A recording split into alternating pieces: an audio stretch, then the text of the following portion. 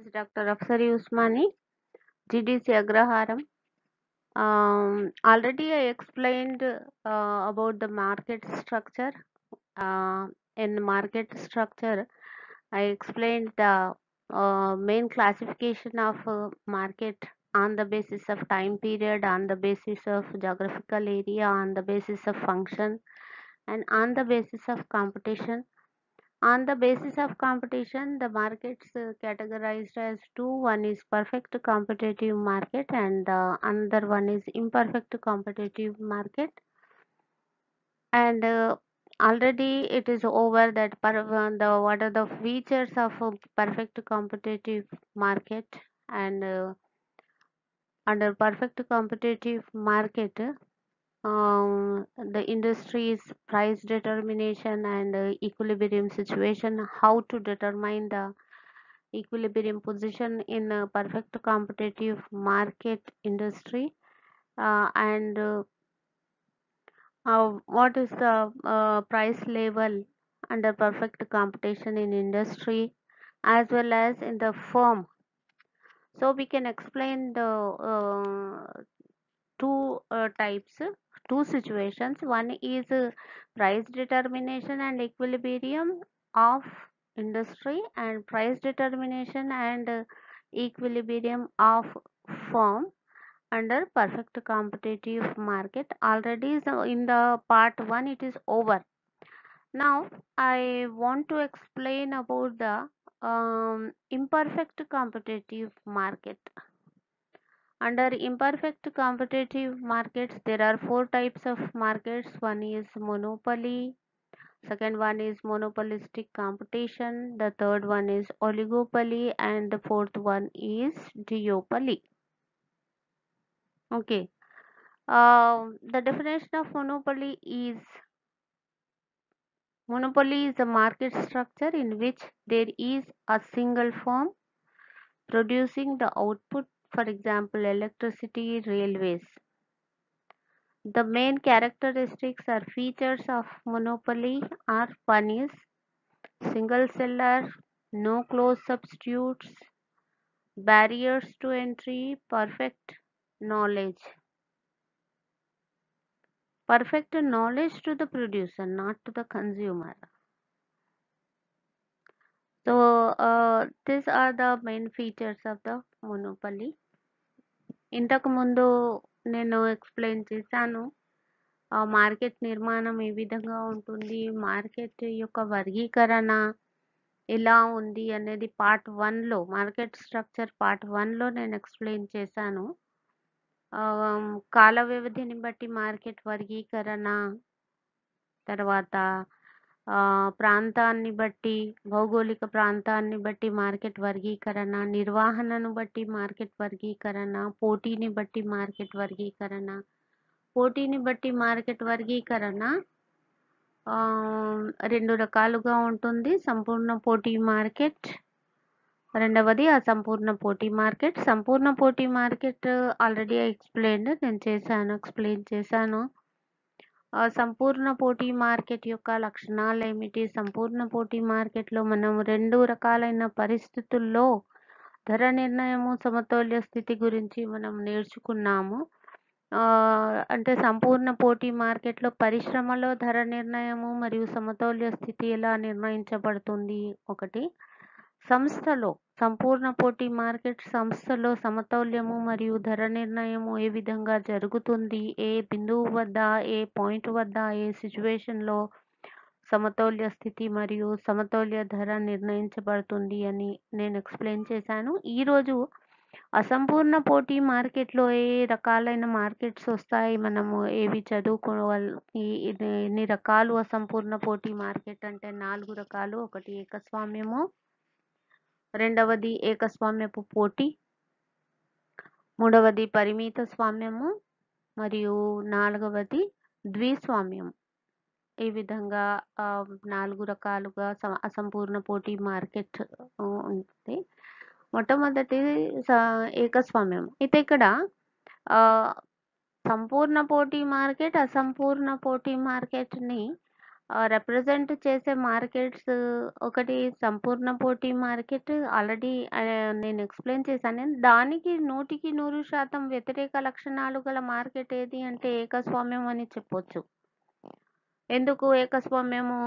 ఇక్కడ మీరు చూస్తే ఇక్కడ డెఫినిషన్ చూసినప్పుడు ఈ మార్కెట్ నిర్మాణంలో మనం ఏం చూస్తాము అంటే ఒక ఉత్పత్తి సంస్థ ఉత్పత్తి చేయడంలో మరియు ధర నిర్ణయించడంలో అన్ని విషయాలలో ఉత్పత్తి పరిమాణము, ఉత్పత్తి చేయడము, ధర నిర్ణయము విషయంలో అదే ఒక సింగిల్‌గా ఇది అధికారం ఆ సంస్థకే ఉంటుంది. అతనికే ఉంటుంది. ఒకవేళ ఒక వ్యక్తి ఉంటే లేదా ఒక సంస్థకే ఉంటుంది.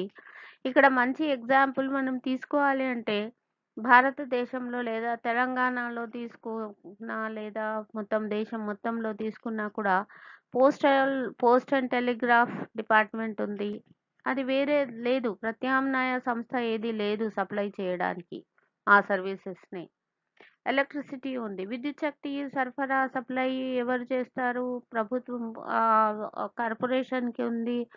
అది ఆ కార్పొరేషనే చేస్తుంది. అదే ఉత్పత్తి సంస్థ. ఇంకా ప్రత్యామ్నాయ సంస్థ లేనే లేదు. రైల్వేస్‌కి ప్రత్యామ్నాయం ఏది లేదు మన దేశంలో.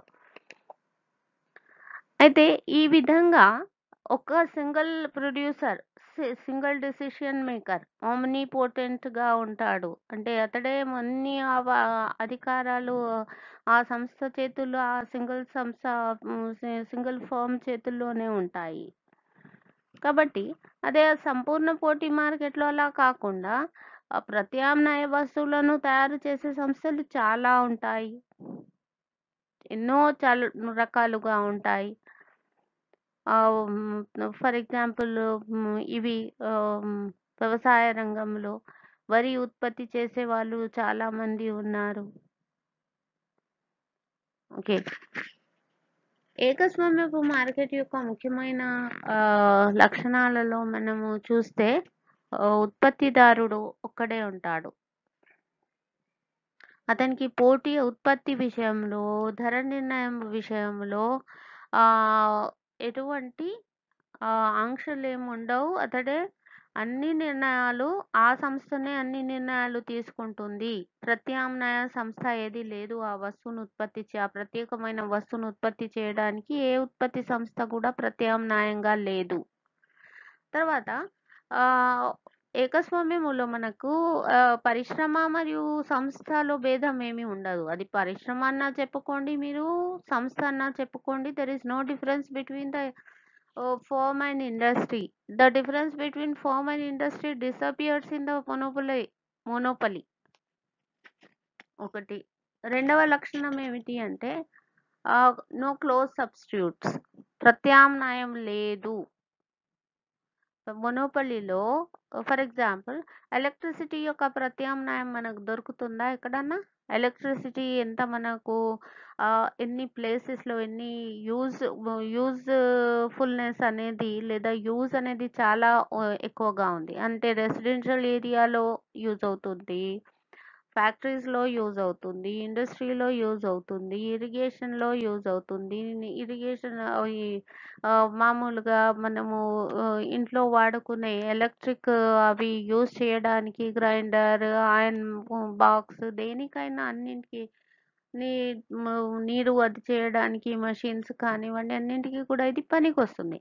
అంటే ఇది కమర్షియల్ పర్పస్‌కి కూడా, డొమెస్టిక్ పర్పస్‌కి కూడా, అగ్రికల్చర్‌కి కూడా, ఇండస్ట్రీకి కూడా, సర్వీసెస్ సెక్టార్ అన్నింటిలో విద్యుత్ శక్తి ఉపయోగపడుతుంది.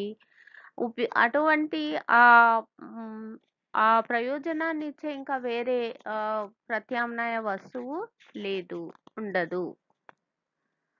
And the third one is మూడవ ముఖ్యమైన లక్షణం ఏమిటి అంటే బ్యారియర్స్ టు ఎంట్రీ. అంటే ఏ ఉత్పత్తి సంస్థ కూడా దీనిలో రావడానికి ఆస్కారం లేదు, అవకాశం లేదు. బ్యాన్ ఉంది. వేరే సంస్థలో ఇప్పుడు విద్యుత్ శక్తి ఉత్పత్తి చేయడానికి ఎవరైనా రావచ్చా? రారాదు కదా. ఎలక్ట్రిసిటీ రైల్వేస్ ఇప్పుడు ఎవరన్నా వచ్చి రైల్వేస్ అది చేస్తారా? చెయ్యరు. కానీ ఇప్పుడున్న ప్రభుత్వం మాత్రం అమ్మడానికి రెడీగా ఉంది. అది వేరే విషయము. కానీ రైల్వేస్‌కి ప్రత్యామ్నాయం ఏమీ లేదు. There is no substitute to give the services like the railways and electricity. So that is a monopoly. Monopoly of the government, monopoly of one form, that is government. Okay. Next, perfect knowledge. Monopolist అనే మొనోపలిస్ట్‌గా వ్యవహరించే ఉత్పత్తి సంస్థ లేదా వ్యక్తి ఉత్పత్తిదారునికి market knowledge ఉంటుంది. సంపూర్ణ knowledge ఉంటుంది. అవగాహన ఉంటుంది. కానీ అదే ఆ వస్తువును కొనుగోలు చేసే వినియోగదారునికి, కన్జ్యూమర్‌కి మాత్రం నాలెడ్జ్ ఉండదు. అందుకే ఏం చేస్తారు? మనకు తెలుసా మనకు ఉత్పత్తి ఎలా జరుగుతుంది అనేది, ఎంత ఖర్చు అవుతుంది అనేది, వీళ్ళు ఎంతకు అమ్ముతున్నారు అనేది ఇవన్నీ కూడా ఎవరికి తెలుసు? మొనోపలిస్ట్‌కే తెలుసు. ఉత్పత్తి ఖర్చు కానివ్వండి, ధర నిర్ణయం కానివ్వండి, తర్వాత ఇతర విషయాలన్నీ కూడా మార్కెట్ యొక్క నాలెడ్జ్ అంటే ఉత్పత్తి జరిగిన తర్వాత మార్కెట్ నాలెడ్జ్ కానివ్వండి, ఉత్పత్తి కారకాల మార్కెట్ విషయంలో కానివ్వండి, పూర్తి అవగాహన ఉంటుంది మొనోపలిస్ట్‌కి. ఇవి ముఖ్యమైన లక్షణాలు. ఇంకో ముఖ్యమైన విషయం ఏమిటి అంటే దీనిలో ఏకస్వామ్యపు మార్కెట్‌లో ఒక ఫ్రీగా అంటే ఫర్మ్స్ రావడానికి, బయటికి పోవడానికి ఎటువంటి ఛాన్సెస్ ఉండవు. తర్వాత ఏకస్వామ్యపు మార్కెట్‌లో సగటు రాబడి మరియు ఉపాంత రాబడి రేఖ ఆకారము ఎడమ నుంచి కుడికి క్రిందికి వాలుతుంది. There is a shape. The important feature of the monopoly is the shape of the average revenue and the marginal revenue curve is left to right downward. Why? Because there is an inverse relationship between the quantity sold and the prices. If the monopolist wants to gain the high profit, he'll keep the stock more and sell less amount quantity and high prices. If he want to gain he want to have the more transaction, more money, he want to buy sell the total quantity, then he has to decrease the prices and sold out total stock, total quantity supplied. So here he has to choose between the high profit, high prices to gain the high profits, or less prices and more money. So the important feature of the monopolist market is the curve shape is left to right downward. ముఖ్యమైన లక్షణము ఏకస్వామ్యపు market యొక్క ముఖ్యమైన లక్షణం ఏమిటి అంటే సగటు రాబడి మరియు ఉపాంత రాబడి రేఖ ఎడమ నుంచి కుడికి క్రిందికి వాలుతుంది. ఎందుకంటే సగటు రాబడి అంటే ధరకును పరిమాణము సప్లై చేయబడే పరిమాణానికి విలోమ సంబంధం ఉంటుంది. కాబట్టి ఎక్కువ ధర పైన తక్కువ పరిమాణాన్ని అమ్ముతాడు, ఎక్కువ లాభాలను ఆర్జిస్తాడు. లేదా ఎక్కువ అమౌంట్ని అతడు అమ్మాలనుకున్నప్పుడు, మొత్తం క్వాంటిటీని అమ్మాలనుకున్నప్పుడు ధరను తగ్గిస్తూ ఎక్కువ వస్తు పరిమాణాన్ని అమ్ముతాడు. అంటే ఇక్కడ ఈ రేఖ ఆకారము ఎడమ నుంచి కుడికి క్రిందికి వాలడానికి ముఖ్యమైన కారణం ఏమిటి అంటే సప్లై చేసే పరిమాణానికి మరియు వస్తు ధరకు విలోమ సంబంధము ఉండడము. ఇది ముఖ్యమైన కారణం. నెక్స్ట్ మనము మొనోపలి లేదా ఏకస్వామ్య మార్కెట్ గురించి చదివినప్పుడు మనం దాని రకాల గురించి కంపల్సరీగా చదువుకోవాలి, తెలుసుకోవాలి. Types of monopoly. There are three important types of monopoly. One is pure monopoly, second one is simple monopoly, The third one is discriminating monopoly, one by one. First, pure monopoly. When a single seller produces such a product which has neither a near nor a remote substitute, and the seller takes the whole of the country income all the time, it is called pure monopolist. Okay. The second one is simple monopoly. Under this type of market structure, the monopolist cannot set a price to maximize his industry profit without attracting entry, but he may set a lower profitable prices at which entry will not be attracted. The second one is, the third one is discriminating monopoly. This is a market structure where the monopolist charges different prices from different customers for the same good or services at the same time. Okay. ఏకస్వామ్యపు రకాలలో శుద్ధ ఏకస్వామ్యము, సాధారణ ఏకస్వామ్యము, విచక్షణాత్మక ఏకస్వామ్యము అని ఈ మూడు రకాలుగా ఉన్నాయి. శుద్ధ ఏకస్వామ్యములో అతడు అమ్మే అంటే ఆ ఉత్పత్తి సంస్థ అమ్మే వస్తువులకు ప్రత్యామ్నాయం ఏమీ లేదు. వేరే వాళ్ళు ఎవరు కూడా ప్రత్యామ్నాయ వస్తువులను ఉత్పత్తి చేయరు. మొత్తం దేశంలో ఆ వస్తువును ఉపయోగించే వాళ్ళు, డిమాండ్ చేసే వాళ్ళ ఆదాయం మొత్తం అతని ఆ ఫర్మ్ జేబుల్లోకి పోతుంది. అదే నేను చెప్పాను, railways, post and telegraph and this ఎలక్ట్రిసిటీని యూజ్ చేసేవాళ్ళు, ఈ railway service and post and telegraph సర్వీసెస్ని యూజ్ చేసే వాళ్ళ దేశంలో ఎంతమంది యూజ్ చేస్తారో, ఉపయోగిస్తారో, దానిని ఎవరెవరు కొంటారో ఆ సర్వీసెస్ని, ఆదాయం ఎవరికి పోతుందో అదే సింగిల్ ఫామ్కి పోతుంది. So that is pure monopoly, శుద్ధ ఏకస్వామ్యము. రెండవది సాధారణ ఏకస్వామ్యం. సాధారణ ఏకస్వామ్యములో వస్తువు యొక్క ధరను పెంచరు.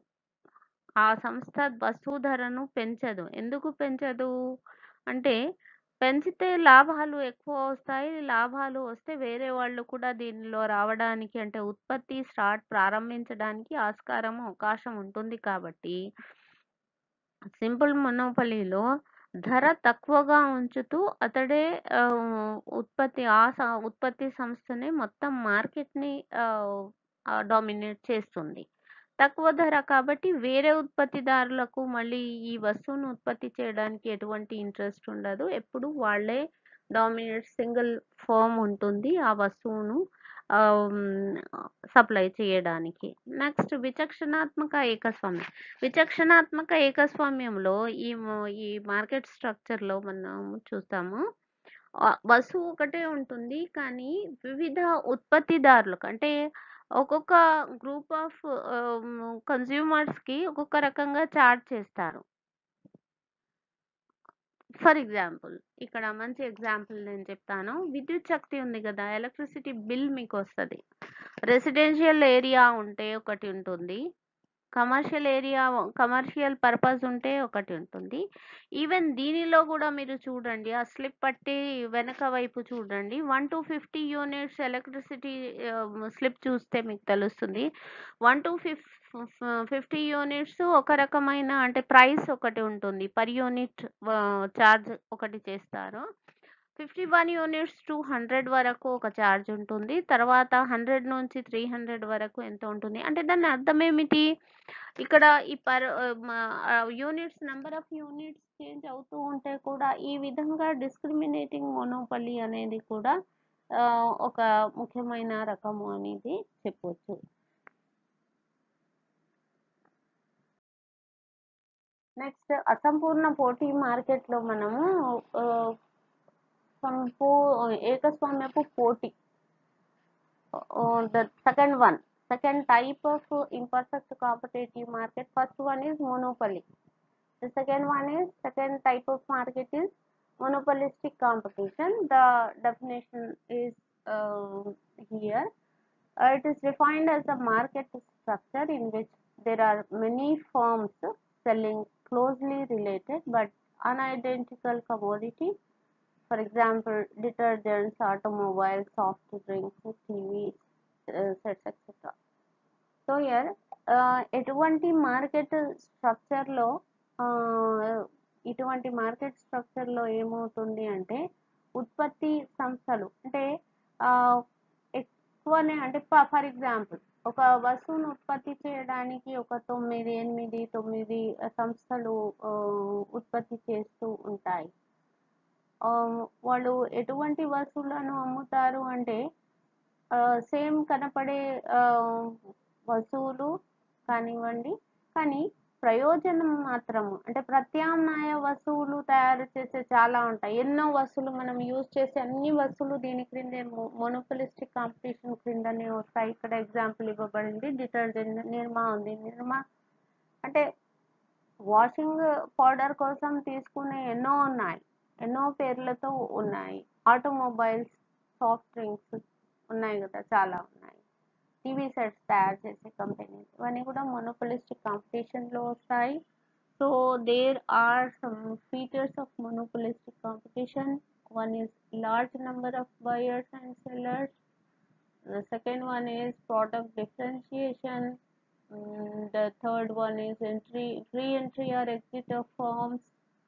Fourth, imperfect knowledge. Fifth one is selling cars. These are the main features of monopolistic competition.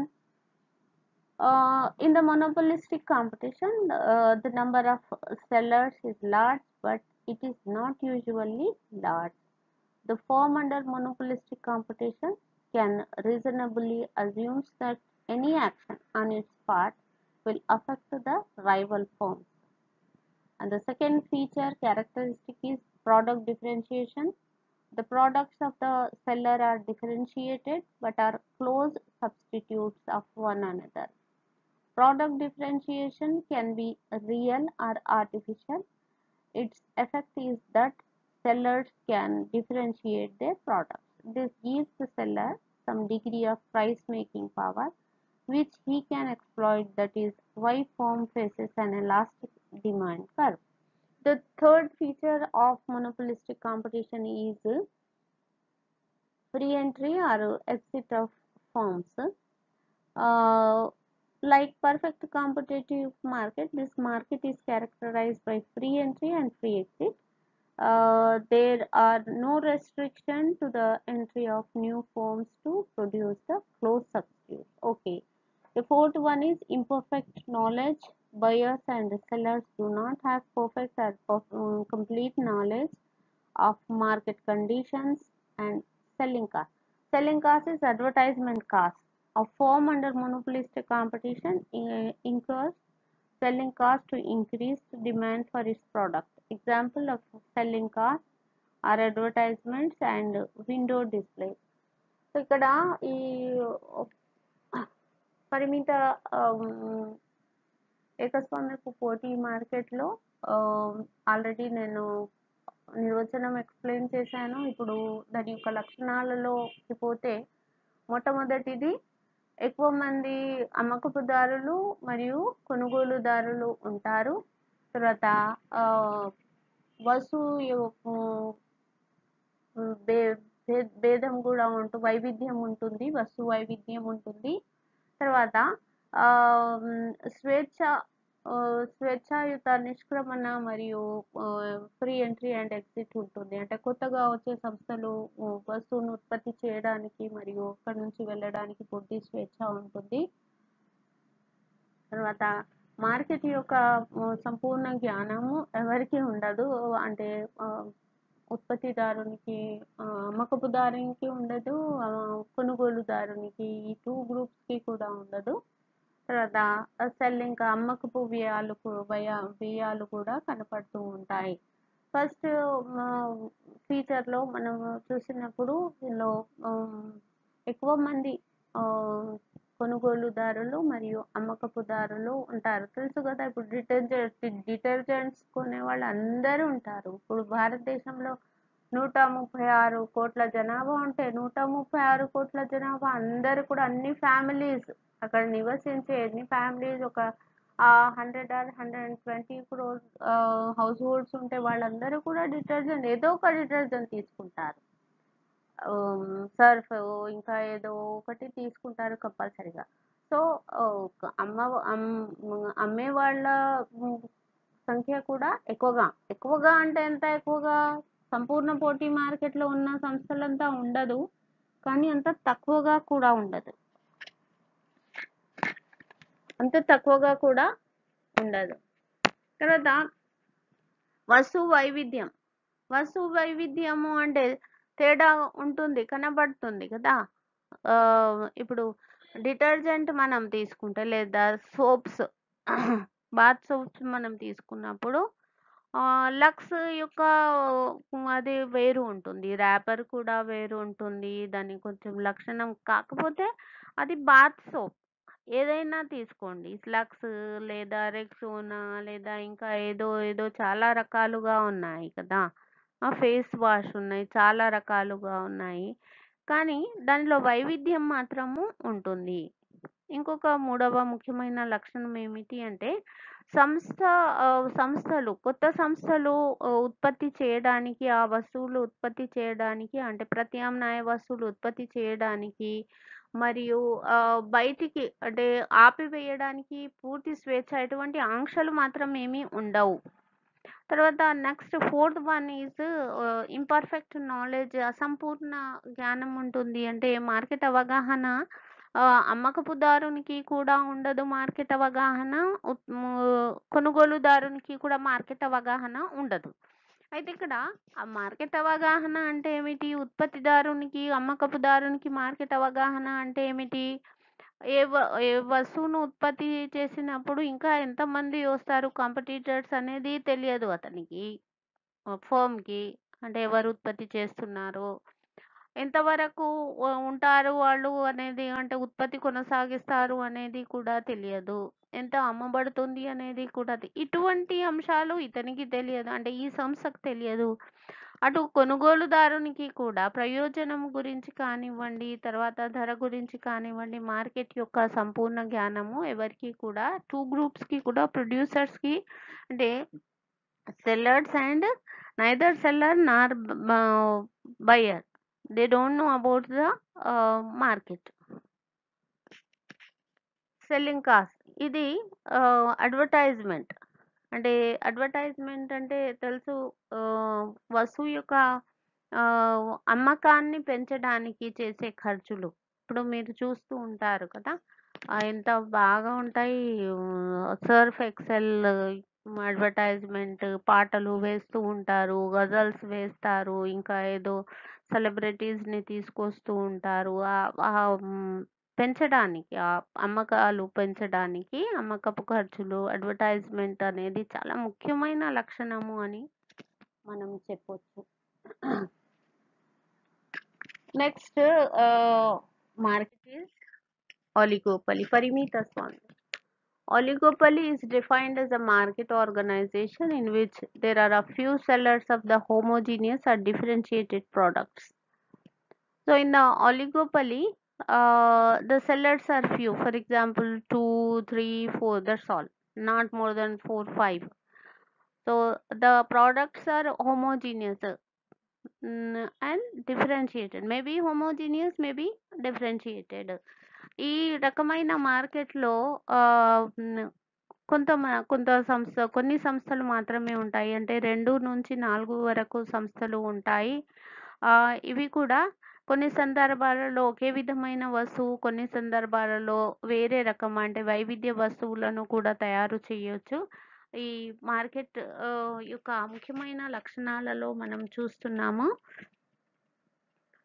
What are the features of the oligopoly market? Homogeneous or differentiated product. Second one is barriers to entry. There is a barriers to entry of the firms. The fourth one is mutual interdependence.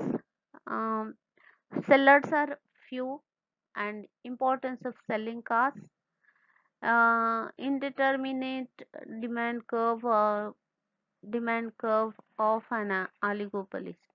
So ఇవి దీనిలో మనం ఆలిగోపలిలో demand రేఖ ఒకే విధంగా ఉండదు. కింకి demand రేఖ అని ఉంటుంది. అంటే demand రేఖ యొక్క వ్యాకోచత్వము కూడా కొంత సమయం వరకు ఒకలాగా ఉంటుంది. ఇంకొంత సమయం తర్వాత ఇంకో విధంగా ఉంటుంది.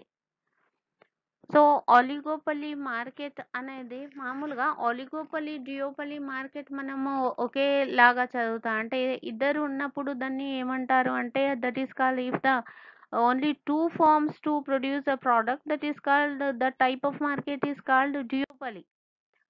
So here the definition of duopoly is a market organization in which two suppliers dominate the market for a commodity or service.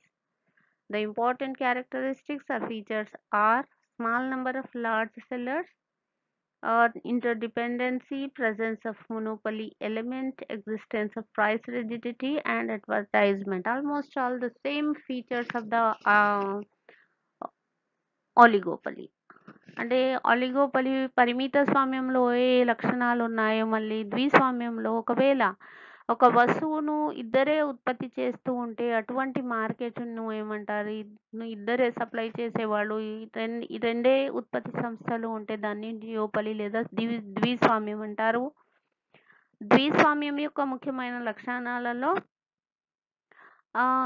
ఎక్కువ మంది small number of large sellers, అంటే నంబర్ తక్కువగా ఉంటుంది, ఇద్దరే ఉంటారు కానీ ఎక్కువ అమ్ముతారు. తర్వాత ఒకరిపైన ఒకరు ఆధారత అనేది ఎక్కువగా ఉంటుంది. ఈ రెండు సంస్థలు ఉత్పత్తి సంస్థలు ఉత్పత్తి పరిమాణం విషయంలో కానివ్వండి, ధర నిర్ణయం విషయంలో కానివ్వండి, ఆధారత రెండింటికి చాలా ఎక్కువగా ఉంటుంది. తర్వాత మనము చూస్తే ఏకస్వామ్యం యొక్క అంశము కూడా కనబడుతుంది ఈ రెండు సంస్థల్లో కూడా. తర్వాత ధర అనేది దృఢంగా ఉంటుంది, దృఢత్వం ఉంటుంది, ఫ్లెక్సిబిలిటీ అనేది చాలా తక్కువగా కనబడుతుంది. తర్వాత అమ్మకపు వ్యయాలు, అడ్వర్టైజింగ్ అనేది ముఖ్యమైన లక్షణం డియోపలిలో కూడా మనం కనబడుతుంది. మామూలుగా అసలు కొందరైతే డియోపలి అండ్ ఒలిగోపలిని ఒకే మార్కెట్గా ట్రీట్ చేసి ఎక్స్ప్లెయిన్ చేస్తారు, కానీ కేవలం ఇద్దరే ఉంటే దాన్ని డియోపలి అంటారు. సో నా here I want to close my explanation. Thank you.